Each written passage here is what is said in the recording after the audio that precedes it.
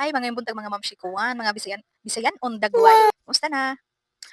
Ang atoy update karon no kay nag-uol gyud ko sa mong kurtina ba. Ano ba What? na kana kay baba mo nga nataod na murag nalabhan po siguro na nako.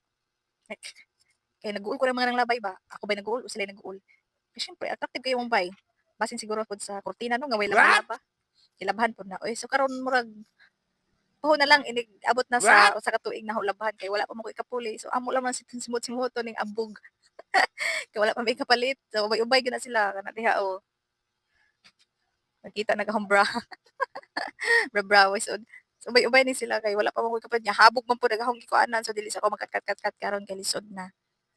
So tak-tak-takan lang man siguro na naho 'no. Na ayaw mo kaguol sa mong nga kurtina diri nga murag nakabantay mo na taud-taod na gyud ni diri sukad pagbungkag ani kay gitaod ni among o gi-renovate namong bahay for temporary gibutangan na diri. Wala gyud may laing kurtina. Kung naa mo ika-donasyon dihang ako kurtina, i-PM lang ko kay wala pa may kapalit, okey? Mas giuna pa naman mong pagkaon kung naa man may naa man may saktong blessings pero wa jud ko sa gihunahuna man ako ang mga butang sabay pero mas gihuna namo ang pagkaon para makakaon mi sa sunod nga adlaw nga na pa may makuha makutkuot kaysa naman unahon na nahong mga butang nga kami diri awa may makaon. Mao to ang update karon ha, it's Thursday so mag-amping ta kanunay, let's pray Tatay Digong nga makauli siya nga safe ug safe siya ngadto.